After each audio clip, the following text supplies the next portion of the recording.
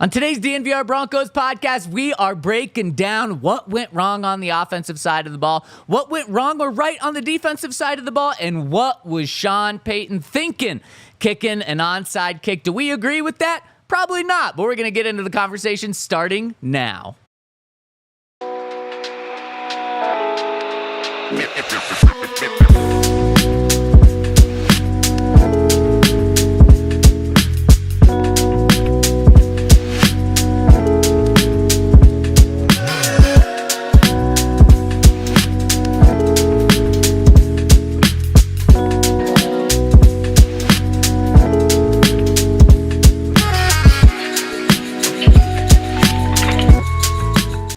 Let's start with some Monday morning trivia here on today's DNVR Broncos podcast. We are live from the DNVR Bar inside the Toyota Lounge, of course, driven by your local Front Range Toyota stores, and we're presented by our friends over at Bet365. And Henry, let's start off with some trivia, and I'm going to throw this to the Toyota chat as well.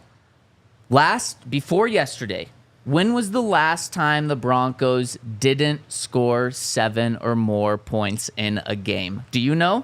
Do you actually know? No, I don't know for sure, but it had to have been Hackett.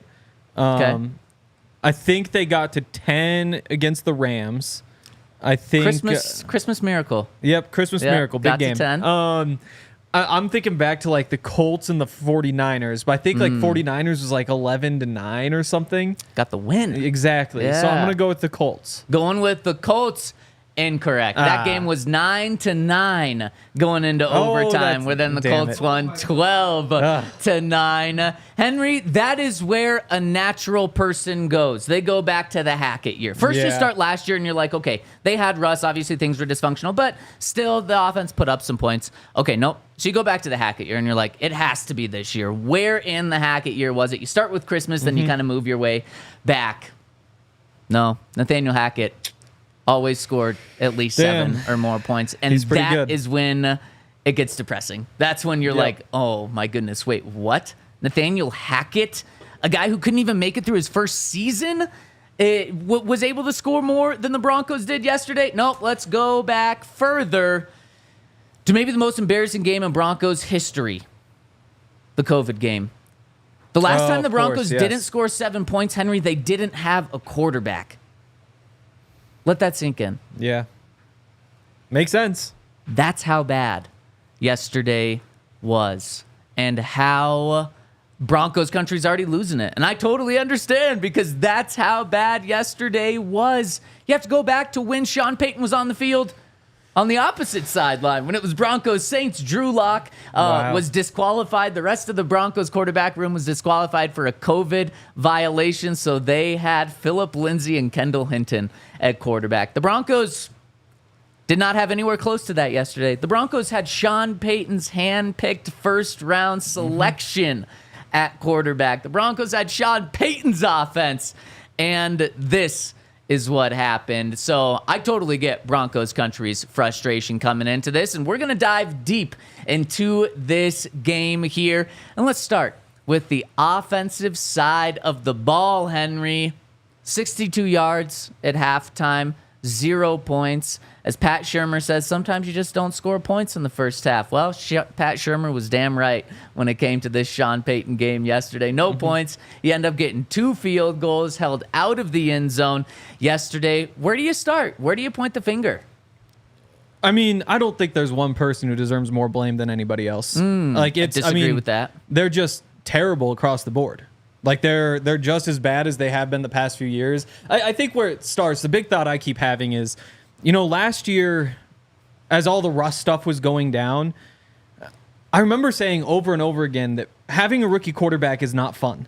Like, people always think it's fun to go get a rookie quarterback, but then somehow, between like the end of the season and the beginning of this season, everybody gets so excited because they're like, oh, it's new and it's going to be fun and it's going to be awesome. And we all kind of caught that vibe. But then you remember that, this is going particularly badly. But in general, rookie quarterbacks really, really, really struggle, and they do it in ugly ways, and it's not fun to watch. Very well said. 100%. Right now, the Broncos are averaging. You know what the Broncos' average offensive points scored per game is right now? I don't. 12.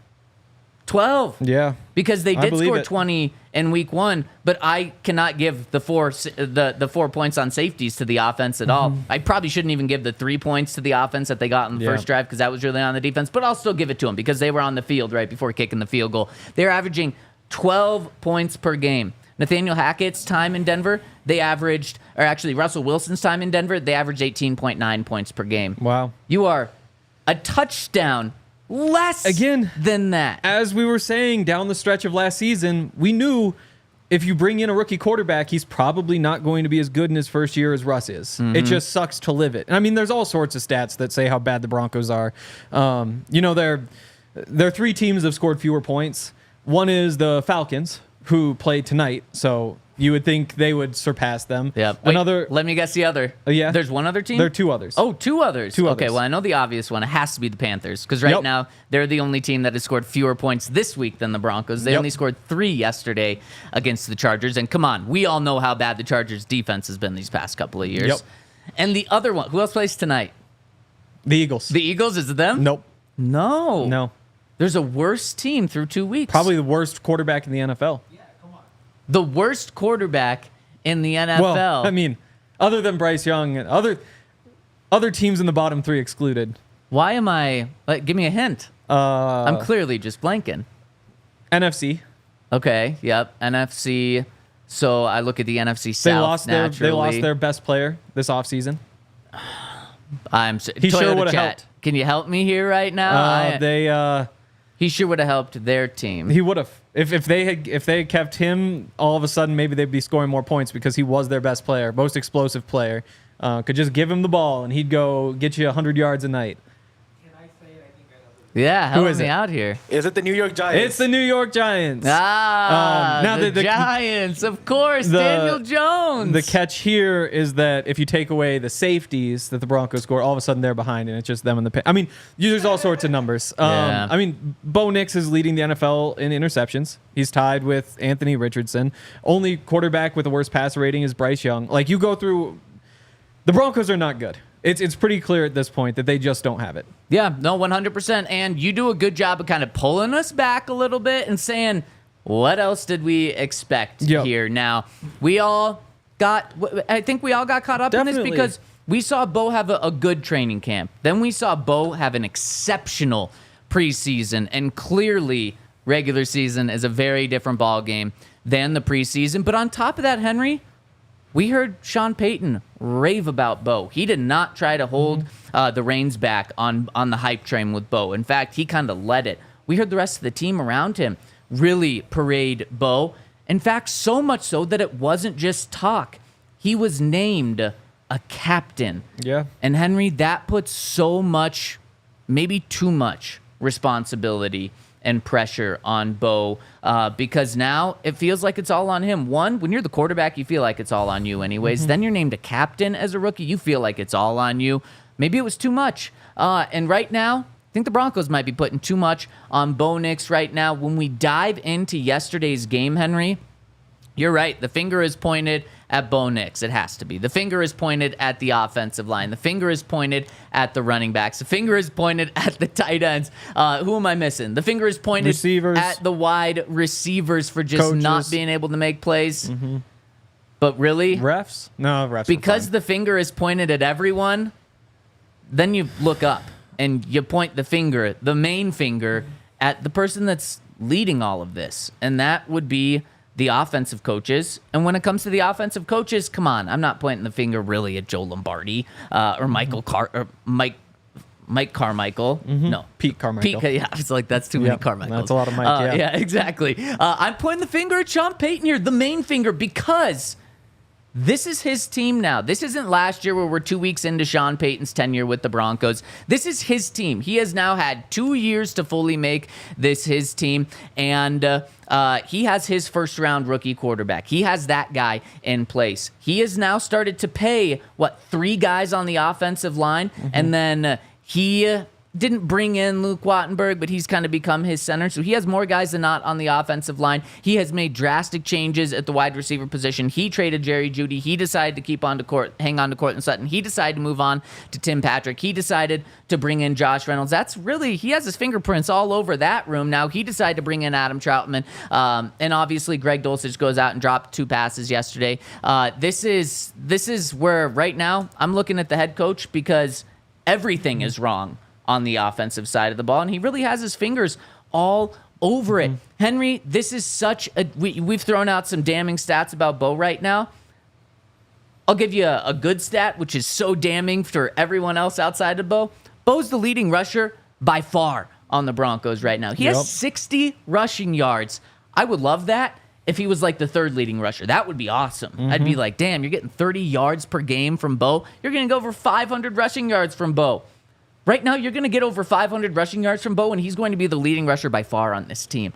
That is so damning. And speaking of things Sean Payton has told us, he said it's going to be key to run the ball and play good defense. The Broncos aren't running the ball. I'd be shocked if they're not the worst team in the NFL when it comes to running the ball here. Javonte Williams has 40 rushing yards in 2 games combined, total.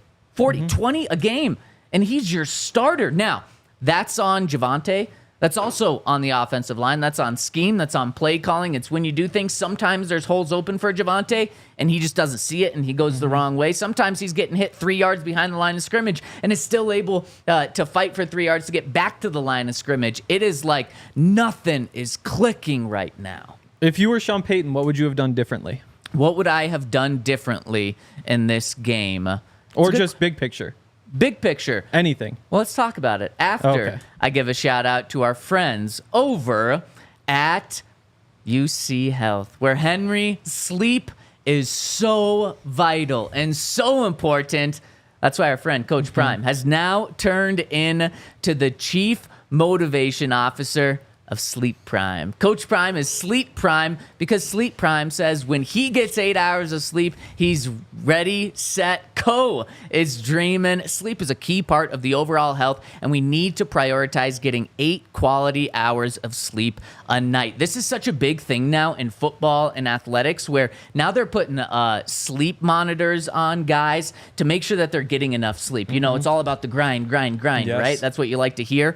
But no, you need to get sleep specifically if you want to maximize your health. And that's why we've got Sleep Prime talking about sleep. So you need to get 8 hours of sleep. And if you want to learn more and sign up for UC Health's Ready, Set, Co Challenge, click the link in our show notes or go to uchealth.org/readysetco. That's uchealth.org/readysetco to learn more and to sign up. And check out Game Time because there's all sorts of awesome deals over there. Apparently Usher's going to be here tomorrow night. I'm trying to remember. He didn't do the Super Bowl, did he? He did this. Isn't that crazy to think Usher did the Super Bowl? Yep. You know who's doing the Super Bowl this coming year? Kendrick Lamar. Okay, I already forgot. So no, that's going to be electric. Kind of prove your That's point. what I live for. Yeah, no.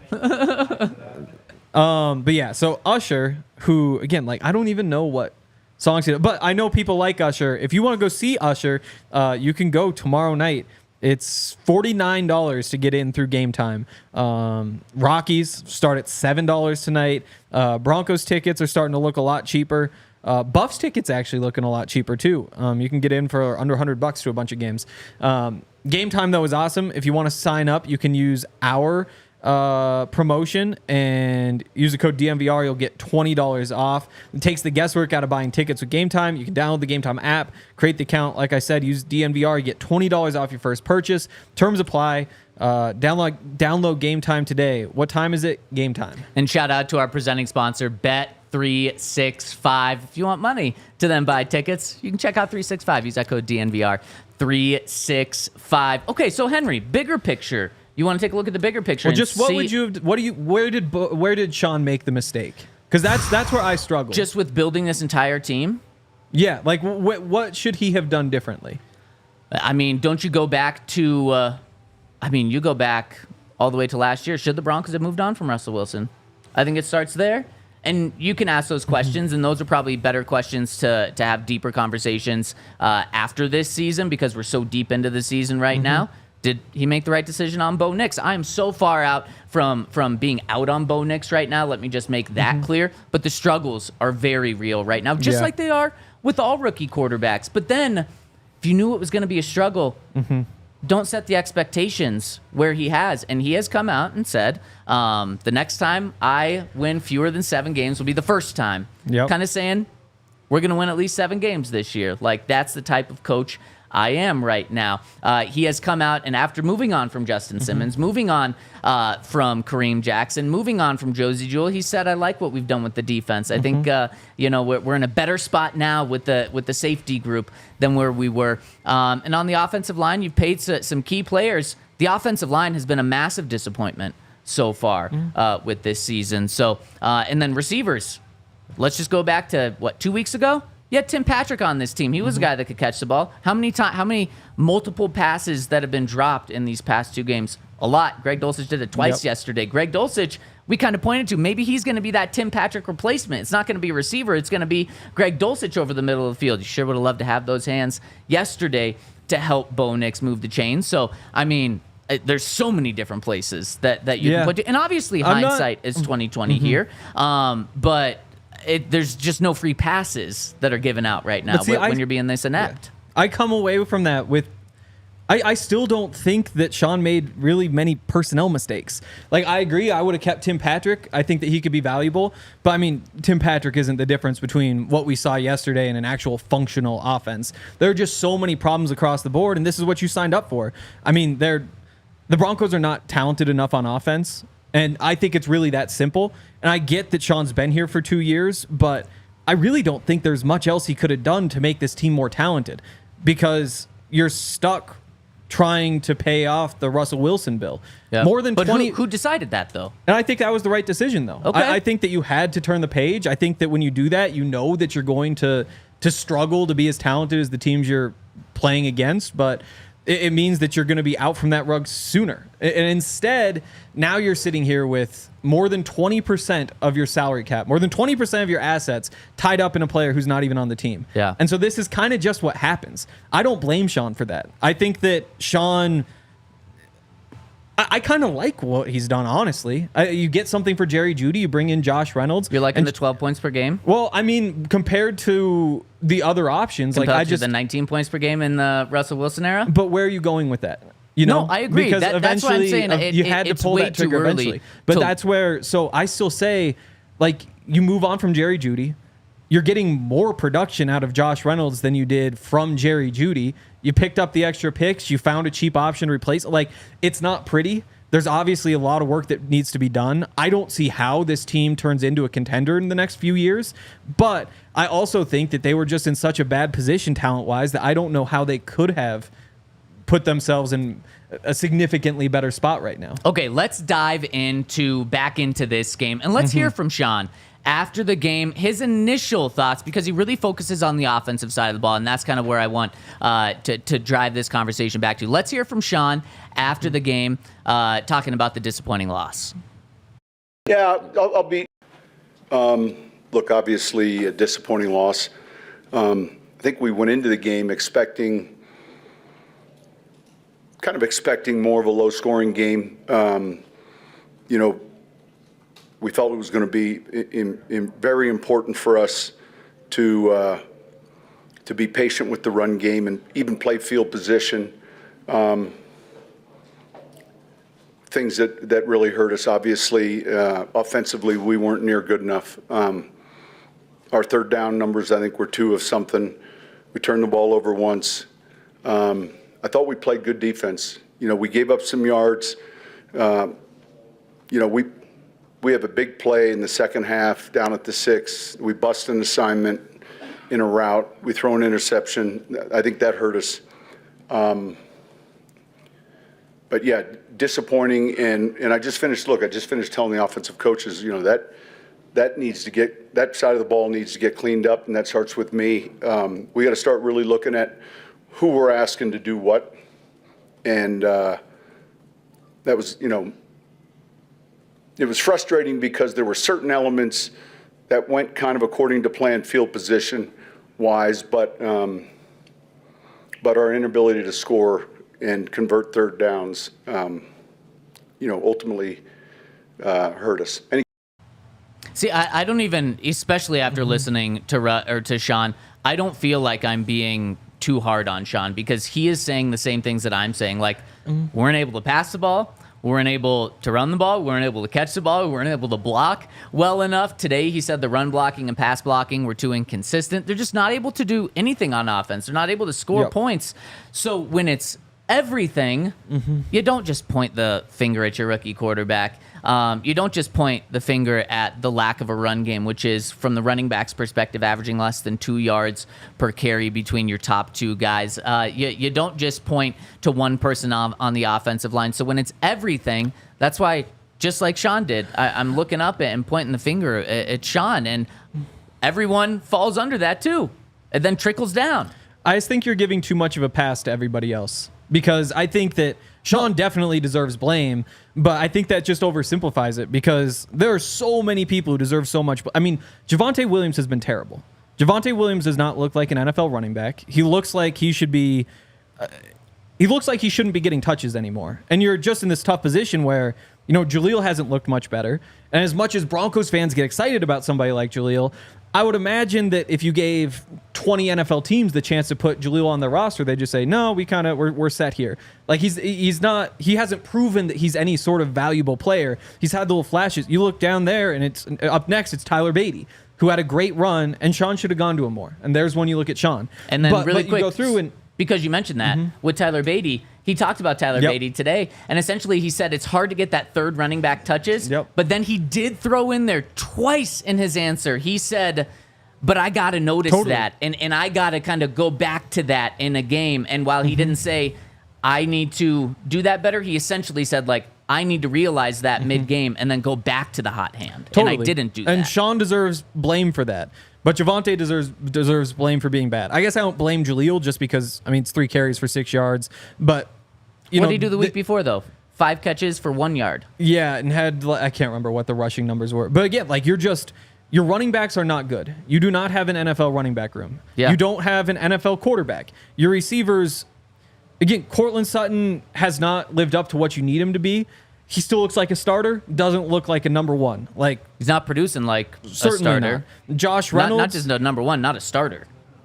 What is he at? What do you have the first week? 45, 26 this week?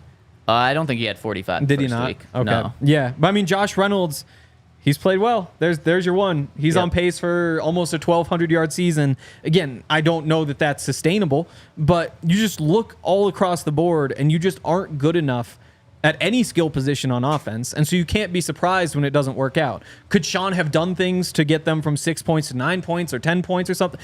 Certainly. Like, I don't think he's blame-free, but I just think that saying it's Sean's fault, it lets too many other people off the hook. But what you're talking about is a lack of talent. Totally.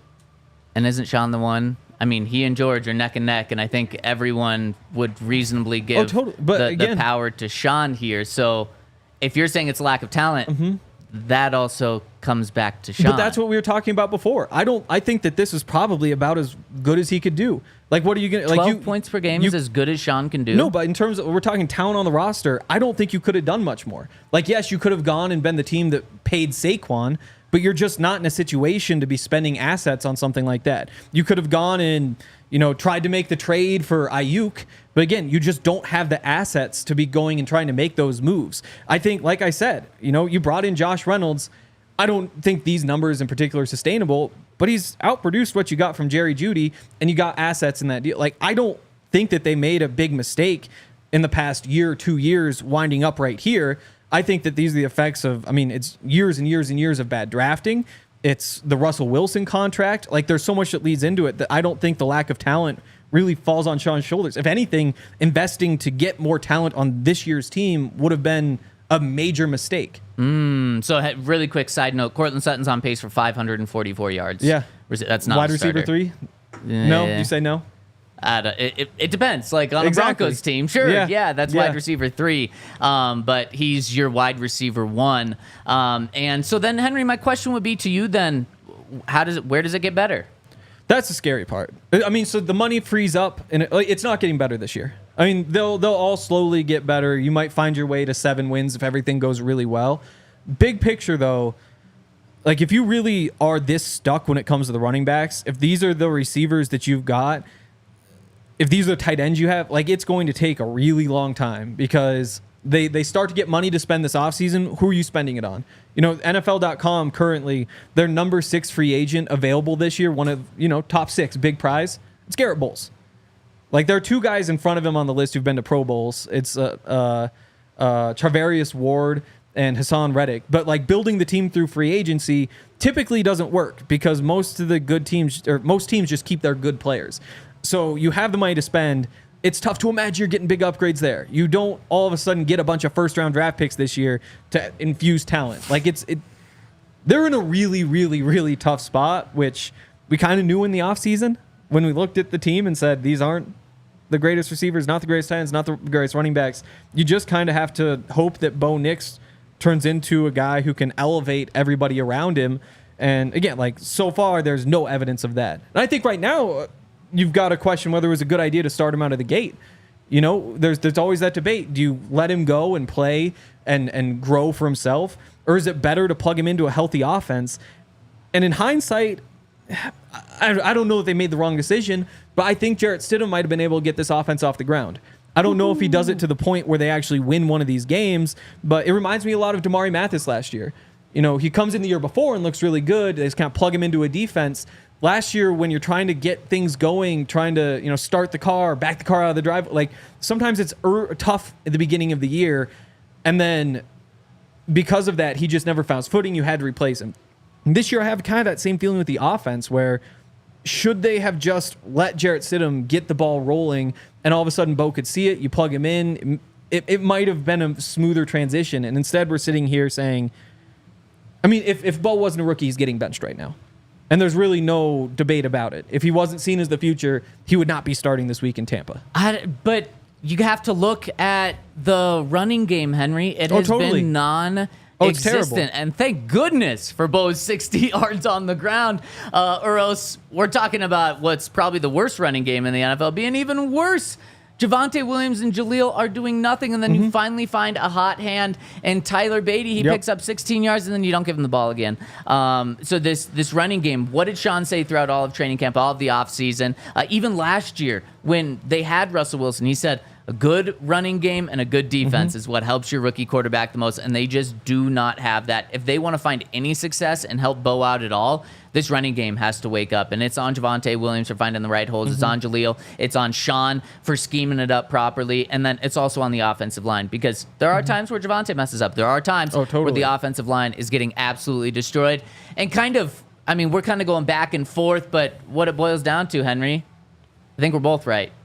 And right now, the Broncos are so far away from being a competent offense, and that's why they just had their worst output since they didn't have a quarterback on the field for an entire game. That's why they're averaging 12 points per game. And I think it's just such a bummer because 18 months ago when the Broncos brought Sean in, it was like, oh my gosh, finally, the Broncos are going to have a competent offense.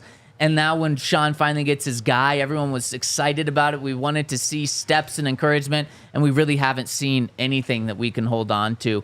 So let's jump in to another reason why people are questioning Sean Payton, his game management skills and some questionable, to put it nicely, calls that he made. I'm curious where you stand on this, Henry. But before we dive into that and actually hear from Sean explaining his decision on an onside kick, I want to give a shout out to our friends over at, here we go, Indeed. Because the Broncos aren't in the hiring business right now, but a lot of companies are, and a lot of football organizations will be in just a couple of months. And if your company is in the hiring business right now and needs to add to your team, make sure to check out Indeed. And when you go to Indeed.com/AllCity, that's one word, AllCity, you are going to get a $75 sponsored job credit to get your jobs more visibility. So if you want to check out Indeed and get that offer. Go to Indeed.com/AllCity. And Indeed is awesome because they have so many people that look at their website. 350 million people every single month are there. Join more than 3.5 million businesses worldwide that use Indeed to hire great talent. And they do such a great job of taking what you're looking for and what employer or what job candidates are offering to put that in and get you the job match that you're looking for, where they've got an extremely high, over 90% success rate connecting employers to their future employees. So check them out over at Indeed.com/AllCity. Terms and conditions apply. Need to hire? You need Indeed. Also, check out Bet365. Even though the Broncos lost, our boost hit. I can't remember what it was boosted from, but it wound up being plus 110. Bo Nix to throw for 150 yards and Courtland Sutton to have 25 receiving yards. He finished with 26. But didn't we also need a Broncos win? No. No. It was plus 110. Oh. So, yep, anybody who got in on that, they made some money. Let's bow. Let's bow. Tonight, I'm not sure what the line is. Eagles-Falcons. It's got to be... Actually, I don't even know where the game is. It's got to be Eagles. Definitely by Eagles. 5.5. That's what I'm going with. Yeah, and I guess you should probably take that. A.J. Brown not playing? Is that right? Correct. Yep, okay, fully out. I love betting against the Eagles. I feel like betting on a team to bounce back, especially early in the season, is usually a good bet. Yeah, and that's I would the think so. Falcons. But it also feels like maybe you're getting a little too cute if you're taking the Falcons. Kind of like last night. I don't know, though. I guess last night the Bears had a chance at the end, didn't they? I have no idea. Actually, I wasn't able to watch the game. I stayed in the press box just long enough to see the end of that because I finished writing right when the Bears were getting the ball back, and I was like, okay, well, might as well see the end. Statistically, Bo Nix had a better night than Caleb Williams yesterday. Threw He for did. about 100 more yards. Yep. They both had no passing touchdowns. Both had 2 interceptions. Yeah, again, So how about that? having a rookie quarterback is not fun. Rookies still have not thrown a touchdown, so that's just Say that again, Henry. no rookie has thrown a touchdown. Jaden Daniels, Caleb Williams, Bo Nix, any receiver on a trick play, no touchdowns from anybody. Maybe Penix Wild. tonight. Yeah, and Maybe Penix tonight. Wow. we're getting a little sidetracked. We'll come back to this. Bet365, awesome. Whole bunch of boosts, whole bunch of ways to make money. It's a lot of fun to play right now. And there's a whole bunch of perks. The early payouts, you get your money if they go up by 17 or more. Right now, new customers can choose between 2 offers. If you use the code DNVR365 to sign up, you deposit $10, choose between a bet and get offer. Place about $5 or more, get $200 in bonus bets. First bet safety net offer, you place the bet up to $1,000. If the qualifying bet loses, you receive a match refund and bonus bets. Whatever the moment, it's never ordinary at Bet365. Must be 21 or older, physically located in Colorado. Please gamble responsibly. If you or somebody you know has a gambling problem and wants help, call or text 1-800-GAMBLER. All right, let's shout out to Bet365. Yeah, also real quick. So yeah, none of the quarterbacks have touchdowns, but also you look at the other teams, the Patriots not playing the rookie. I guess they lost yesterday, right? But they're Close, they're yeah. 1-1, and they just about won that one. The Vikings, who knows what they would have done? They probably would have started Darnold even if J.J. McCarthy was healthy. They just beat the 49ers. They're 2-0. Again, you know what you're signing up for when you start the rookie quarterback week 1. So you're saying draft a rookie and then bench him. That's the key to success. Really lights that fire underneath that veteran ahead of him. It depends on if you're trying to win games this year, if you're trying to win games 3-4 years down the road. I've just been told by Sean Payton it's about Yeah. winning games this year. That's, I think, just what makes it that much more frustrating, especially for Broncos country. They were told by their head coach, I don't lose more, or I've never won fewer than 7 games in a season. That's kind of my benchmark. So that's why you put it as okay, this is going to be a mediocre team. Yeah. We kind of bought into that. And Broncos country said, those national media members that are saying the Broncos have the 3rd worst roster in the NFL are wrong because Sean Payton's telling us that is not the case here. Now 3rd worst seems kind of generous. Wow. It's kind of just the Panthers behind him, right? I mean, you got to give the defense credit, I guess. The defense was good. And we will talk about the defense in just a second because Sean Payton is happy with the defense, but only to an extent. He even called one part of the defense out in his Monday morning press conference, which we just wrapped up right before starting the show today. But let's go with this play calling. Henry, the Broncos are down 13-3 coming out of the 2-minute warning. The Broncos decide to kick a field goal, make it 13-6, 1 possession game, minute 54 left on the clock. Broncos have 1 timeout. it was onside kick for sure. Like everyone's getting ready for the onside kick and to see how it goes in this first format where you have to declare that you're doing an onside kick, and then they line up, and I'm waiting to hear the official say that the Broncos have declared they're doing an onside kick, and then Will Lutz kicks it off, and it's a touchback, and I'm like, what? I look down, I'm like, how many Broncos, do they have 3 timeout? No. The Broncos only have 1 timeout. Did Sean Payton just give up on this? What am I missing? And then I'm like, maybe I'm really off on my game management, my clock management skills, and the Broncos are going to get the ball back with like a minute left or something. And then, of course, they run the ball, timeout. Broncos out of timeouts. Then they run the ball again. Then the clock's at a minute. Then they run the ball again on 3rd down, and the clock's at 18 seconds when they take a timeout to punt it on 4th down. I'm like, nope. My clock management was spot on. They're going to punt it with 18 seconds left. Broncos are going to get the ball with about 10 seconds left. I was confused then. I'm still confused now. Were you feeling the same way as me, Henry? Because I know Broncos Country was for the most part. Yeah, no, it was definitely a mistake. It was. Again, so he said... We actually have this clip. Do you want to play it? Let's hit that first. Let's hear what Sean Payton had to say about not doing the onside kick. Questions? Yeah, Sean, the back of the end zone pick that Bo threw, I mean, is that you're going to have growing pains with a rookie quarterback, but it's still tough to kind of go through it? we got a mistake in the route too, so there's some dirty hands on that. All right, that was not the clip we were looking for. But essentially, Henry, you want to explain what he said? He said it takes they had to decide whether they wanted to try the onside kick or whether they had a better chance getting the ball back with 26 seconds. Now, so the way the 26 seconds, where that comes from is it would have been 26 seconds if each of the plays Sean, the Steelers back of the ran end zone took 3 pick seconds. Bo 3 seconds threw, each. I mean, is that... And then they ran 39 of the 40 seconds on the play clock. Both times the Broncos couldn't call the timeout. That leaves you at 26 before the punt. Any questions? So then the punt, you're Sean, probably the back of the end catching the zone punt pick 5 seconds later. So you're down to 21 seconds. And that's kind of where the math starts. Now, that was all in a perfect world. We were able to keep them to 3 seconds per play. That's not what happened. Instead, they kicked the punt. They snapped that punt with 18 seconds, and that meant that they ran their first play with 9 seconds. So, yeah, it was a mistake. Like, you need to go 81 yards in 9 seconds. Maybe you were a little bit unlucky. It was only 9 seconds, but not significantly. And my thought, though, is that that's not really I don't have much beef with it because they were kind of screwed either way. Because you don't recover onside kicks. It's 1 in 17. Ever since they changed the rules so that you have to be balanced on both sides, it's 1 in 17.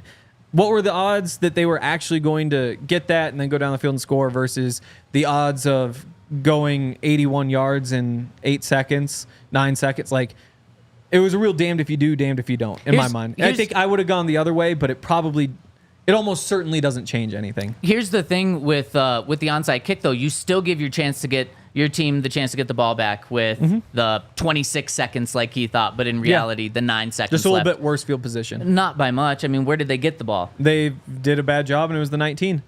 There you go. There you go. Yeah. I mean, and you kind of have to factor that in, too. Like, and that the other thing is the play takes time. You can't just live in an ideal world here. So I think it was 100% the wrong decision. Yep, it was. And just, I mean, not even hindsight, though. Like, this was one where hindsight 2020, okay, things didn't go exactly in the ideal world, but also, like, when you're in that moment, what are we doing? Yeah. Now, Henry. The other decisions to me were the ones that mattered, though. Like Which those ones? So you start with them going for the 4th down before halftime. Yeah. Was that 4th and 6? Yep. I think it was just past midfield. It would have been a 56-yard field goal, I think. You're down 7-0 at that point, and because you don't pick up that 4th down, the Steelers get the ball at good field position, wind up going and kicking a field goal to go 10-0 into halftime. Yep, you give them the ball at the 39. That's you can't have that, and there was no reason to think your offense could pick that up. The offense was not good up to that point. It's 62 yards at that point. Exactly. It's a bad decision. If anything, and Sean talked about this one too, but if anything, I probably would have kicked the field goal. I might have just punted, though, because 56 yards, I don't know that you're making that.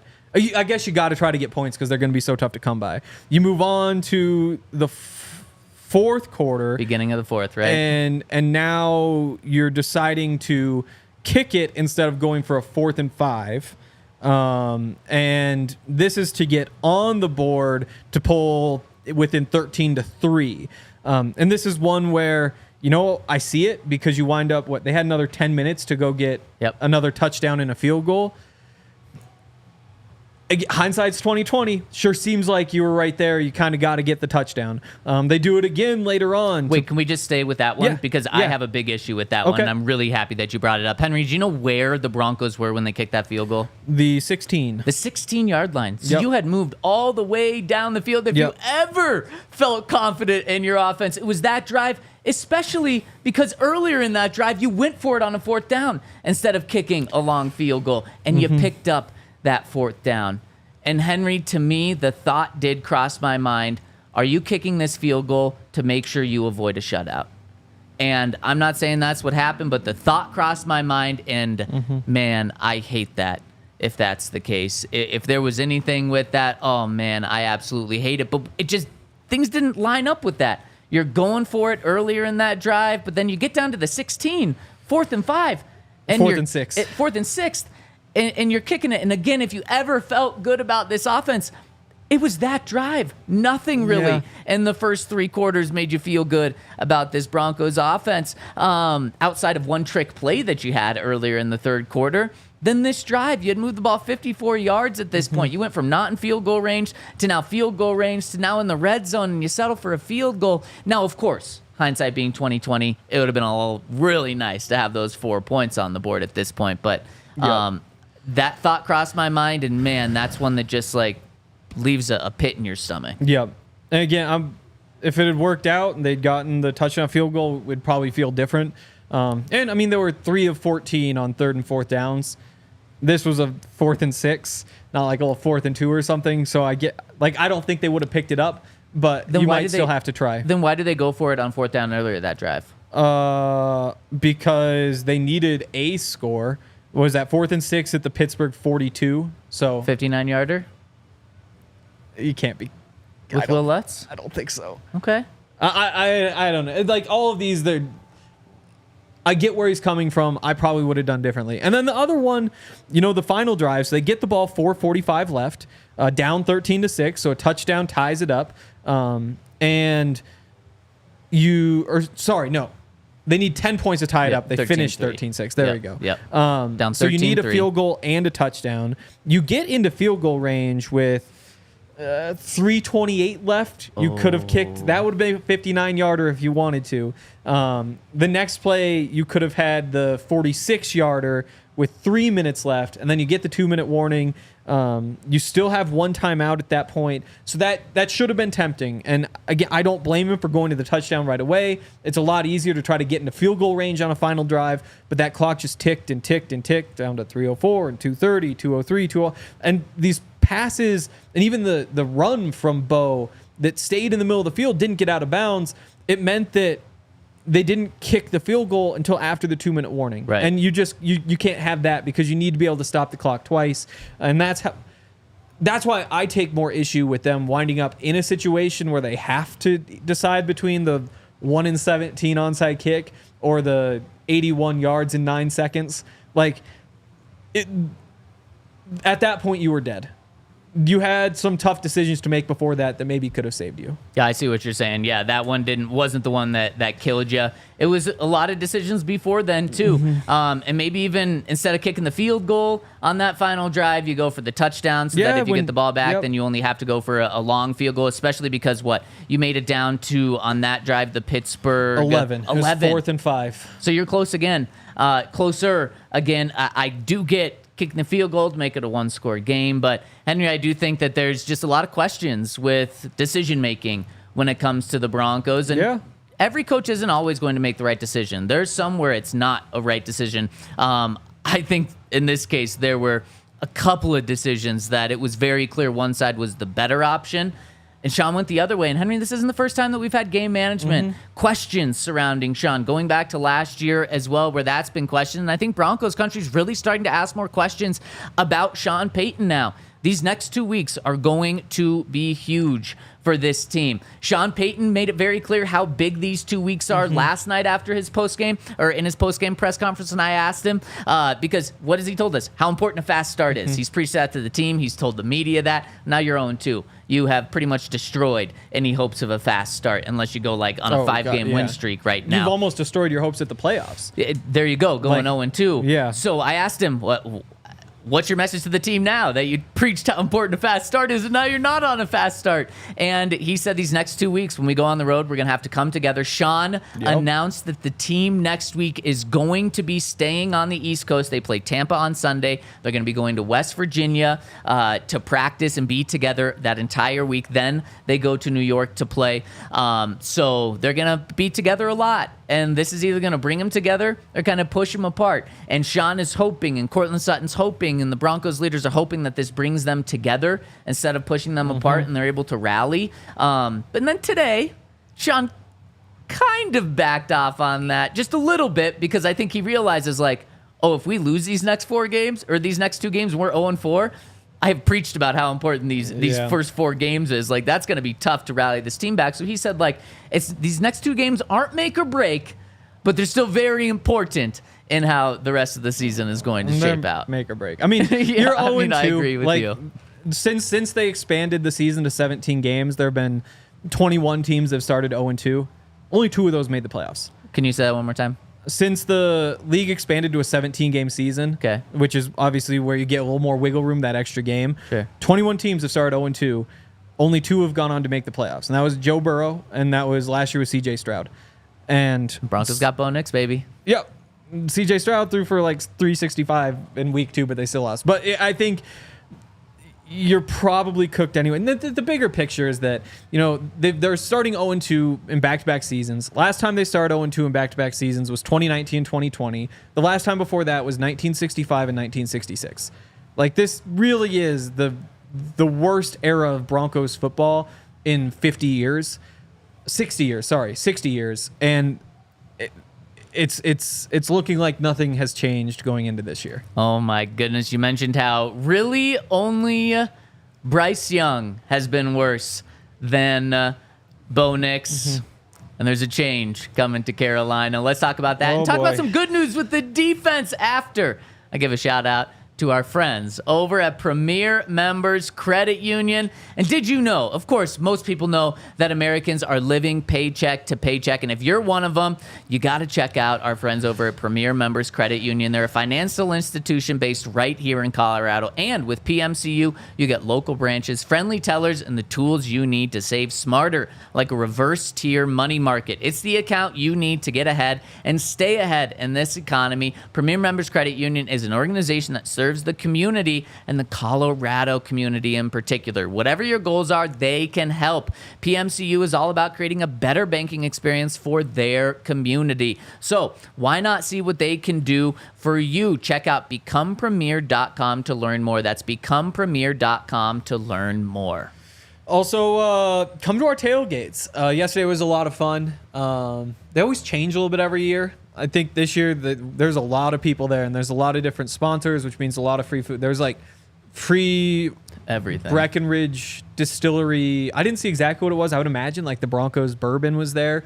There's free sandwiches. They actually brought back all the Primo hoagies last night from the tailgate, all the leftovers, and decided not to put them in the refrigerator. So whoever did that, whoever's up there in the offices, we're upset with you for not refrigerating those. Well, it's like a thank you, but come on. Yeah, thank you, but also you can't eat them now. The pizza, and it's all free, all inclusive. You get the beers, Breckenridge beers, so much good stuff, tailgate music, all the things that you could want. Red Zone. They have like 4 TVs put together, so it's really big on Red Zone. It's a lot of fun. And there's also Buffs tailgates, too. So if you're going up to Boulder this weekend, for example, they're throwing a tailgate up there for the game against Baylor. There's a whole bunch of events that you can see if you go to thednvr.com/events. Obviously, tailgate season, but there's a whole bunch of other stuff. Also, follow us on social at DNVR_sports. Or, like I said, go to thednvr.com/events to check out our calendar. Henry, I want to keep this conversation on the Panthers quick. Yeah. Bryce is obviously in his second season. Yep. I don't think we're anywhere close for this happening to Bo, but this is the situation that we said you cannot happen, especially this year. You cannot start Bo Nix and then bench him. And I fully agree with that. Again, very different situation. The Panthers still seem like they're in an absolute mess with the quarterback position, but now they have benched Bryce Young, which is wild. Yeah, I mean, as soon as you're benched, that's kind of it, right? Like, you're not... But Henry, they're saying he's still their quarterback. They are? Yep. According to Tom Oh, Pelissero, Canales repeatedly said to the team, Bryce is our quarterback. But with the season quickly slipping away, they decided to make a change. Yeah. So, I mean, like, maybe for Bryce, he gets to compete in training camp next year with whoever they bring in, whether it's a rookie, whether it's whoever that could be. But basically, as soon as you're benched, it's over. I mean, Zach Wilson, same thing. That's part of the risk of starting the rookie week 1 is that, if you put him in week 15, you're crazy conservative about it. The train can only go so far off the rails. You only have 4 weeks for things to go wrong. When you give him 17 games, if things don't go well and they don't get better, you can wind up way off the rails, and that just puts you in a really tough spot. So, I mean, again, in hindsight, at the very least, the other quarterbacks could do everything Bo has done. And I would imagine you would have gotten more out of one of the others. Is that enough to go win you games, given all the other flaws? Who knows?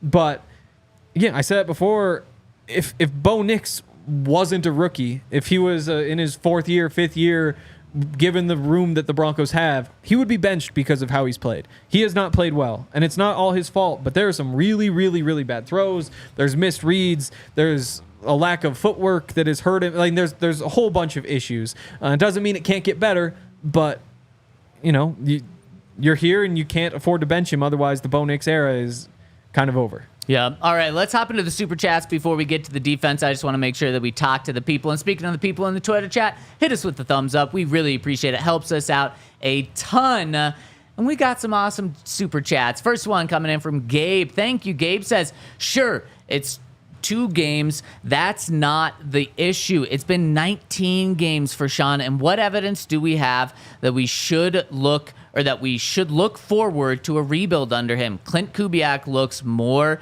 like an offensive genius. Yeah, I mean, he has Derek Carr.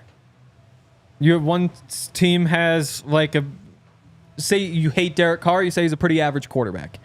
The other team has a rookie who's only played 2 games in his career. One team has Alvin Kamara.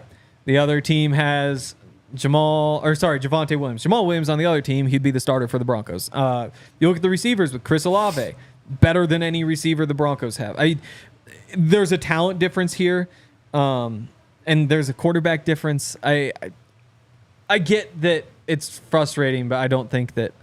I mean, what'd you expect? What did you expect? I think people expected a lot more, and I think that's why we're starting to see people in the Twitter chat all across Broncos country really starting to point the finger now at Sean, because we were told the finger was supposed to be pointed at Russ last year. I still think it was a good decision to move on. Let me just clear that up if there was any confusion earlier. But now it's like, okay, well, in the first 2 games, in the very early things that we can point to, it wasn't. It's got worse since last year. So now people are starting to point the finger at Sean, and that's only going to continue to happen until things get better. But again, you should have expected worse. Again, I think that Henry, but to you be knew fair, there was you a didn't. downgrade. You said 9-8. I know. They were I 8-9 last year. I know. So I know. But again, if you go back to when we were rational before. What were we saying about Bo Nix before the draft? What were we saying at the end of the football season when we said, rookie quarterback's probably not outperforming what Russell Wilson did. You go through all the numbers of all the rookies, and it just so rarely happens. And you get to the point of the year when not every team, 90% of the teams and their fans and they're the most excited the week before the season starts, because training camp always goes well. You have whatever you need to cling to from the preseason. You get to throw whatever you don't like out. And there's a 10% of teams that actually get more excited because they make it to the playoffs and they make these big runs. Not only do you downgrade at quarterback, at least just for this year, you also, again, more than 20% of your cap, you just don't get to use because it's going to Russ. What does a team look like if you have two $30 million receivers? That's not how it works. You don't just get to go add those guys, but 2 $30 million a year receivers, and all of a sudden this might look a little bit different. But it's not like Russ demanded his way out and put you in this situation. You chose. And it's what everybody wanted. I think it was the right decision. I think that you had to turn the page because that era wasn't going to go anywhere, but it meant that this year's a rebuilding year. Josh has an interesting super chat. He says, Josh Steele says, the upside to Bo and his age was his high floor with his low ceiling. Now his floor is low. Bo does not get the same amount of patience because of his age. Yeah, I mean, if that's how you want to see it, you can go right ahead. The truth is, he's played 2 NFL games, and they haven't gone well, but what did you expect? Again, like rookie quarterbacks, maybe we should go back and figure out, what do first-round rookies do in week 1 and week 2 of the NFL season? Because I know you have Cam Newton out there who threw for 400 yards or whatever, but for the most part, quarterbacks getting their first work in the NFL just don't do all that well. And that, again, you don't want to just excuse it, but you're not seeing the best version of Bo Nix yet. Josh, I totally see where you're coming from. I do think he gets the same amount of patience from as a rookie, whether he was 21 or 24. You do wish that the floor was higher. I mean, we definitely thought the floor was going to be higher than this, Josh, so I do see your point there. Next super chat coming on from our friend Julian, who says, do you guys think if Bo plays bad again next week, he will get benched? Will Zach Wilson get a chance, or could he be traded? That's a great question about the Zach Wilson part and trading that we'll get into later this week. But Julian, I don't think Bo is getting benched anytime soon. You listen to Sean Payton, the one who's making that decision. He is not close to benching Bo Nix at all, and I don't think they should be close either. Yeah, I mean, if I was a coach, I would say this is absolutely our guy every single time till it's not. There, to me, there wouldn't be a warning sign that's like, oh, he's on thin ice. Yep. But yeah, I mean, as soon as you give up on Bo, you're in a really tough spot looking to the future. So unless things go horribly wrong, I also wonder if it's Stidham and not Zach Wilson. I get that Zach Wilson is the guy who he's more exciting, has more talent. If you're looking for a project, he's a guy, but he probably has a lot of the same struggles that Bo does. Whereas if you're just trying to get this offense to execute the basics, Jarrett Stidham is the guy who could maybe reset everything, stabilize everything, and then you might be able to plug Bo back in. I see what you're saying. Next one coming in from Evan. The Broncos are benching Bo. Give me Zach Wilson, though. Next one from Evan, who says, I have zero expectations for weeks 1 to 4. Rookies are trash in the first 4 games. Yep. It's preseason 2.0. Quarterbacks who end up good have big jumps from Q1 to Q2 in QBR, completion percentage, touchdown to interception ratio, and points per game. I'll be patient until week 9. Evan, it's probably the best way to look at it. You just want to see some flashes from Bo, and you want to see the rest of the offense also start to play well around Bo so that he can have that consistent play starting around midseason.